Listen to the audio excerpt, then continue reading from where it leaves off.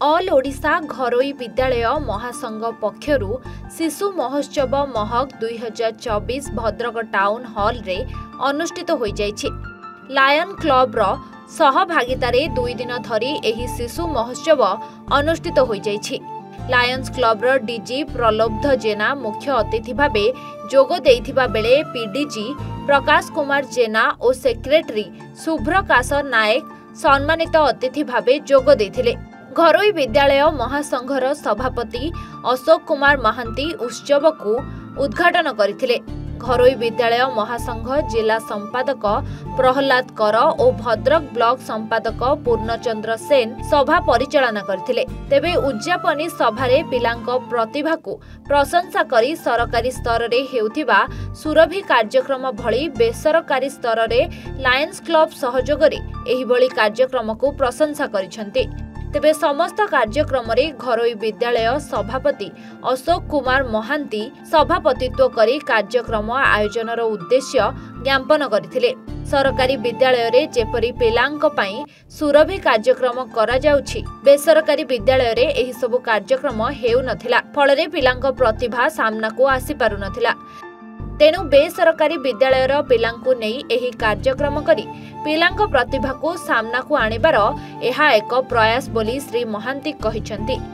2 दिन धरी चलिथिबा एही कार्यक्रम रे प्रथम दिन रे 45 विद्यालयर छात्र छात्री समेत शिक्षक शिक्षयित्री और अभिभावक जोग देइथिबा बेले द्वितीय दिन रे 43 विद्यालयर छात्र छात्री जोग देइथिले।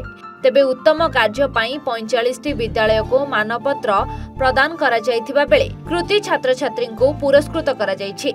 आज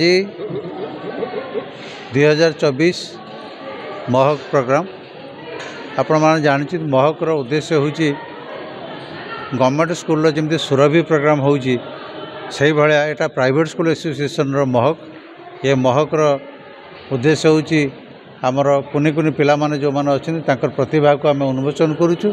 एटा डिस्ट्रिक्ट लेवल रो होछि। 7टा ब्लॉक रो पिला माने एथे पार्टिसिपेट करछन्ती। आजिकार पार्टिसिपेट फास्ट प्रथम दिन रे आज पार्टिसिपेंट थिले 442। आसंता काली मध्य अछि। तेणु आज 442 पिलांक मध्य रे आमर आज थिला 8टी प्रतियोगिता dance, rhymes, hand writing, song, एभलिया drawing, hand writing Odia hand writing, rhymes थिला। सब प्रकार एभलिया 8टा इवेंट्स थिला। ता भितरु आमे आज फर्स्ट सेकंड थर्ड मध्य चयन करिछु।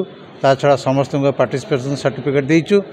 मो आम प्राइवेट स्कूल एसोसिएशन रो ये जो महक कार्यक्रम एटा प्रति वर्ष चली आसी। ए वर्ष मध्य आज प्रथम दिन, द्वितीय दिन आसंता काली अछि। एथिरे हमर लायंस क्लब एथिरे सहभागिता आम प्राइवेट स्कूल एसोसिएशन संगर अछि। हमर मिसिके कार्यक्रम करूछु। हमर भद्रक जिल्लार 256टी स्कूल 256 स्कूल मध्यरु हमर आजिकार पार्टिसिपेंट थिले 42टा स्कूल। आसंता काली मध्य से बळे अछंती। सब पिला तो भाग सब स्कूल भाग नहीं पारनांती, किंतु तथापि आज 42टा स्कूल मध्यरु आमे आज 8टी इवेंट रे आमे सर्टिफिकेट फर्स्ट सेकंड थर्ड दीचु। जो माने थर्ड भी 2टा 3टा प्राइज हेइची।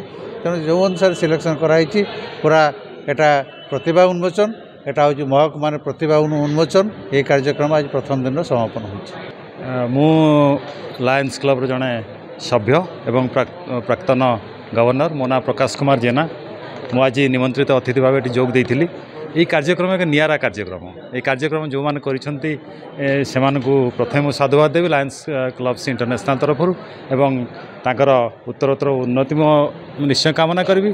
आ पिला मानकर ये जो प्रतिभा को माने प्रकाशित करुछंती सेथिपाई मु लायंस क्लब तरफ अनेक गर्वित एवं अशोक महांती मु आउरी अधिक गर्वित ये से निजे ये कार्यक्रम को माने प्रचालन माने परिचालित करुछंती एवं समस्त दायित्व वहन करछंती।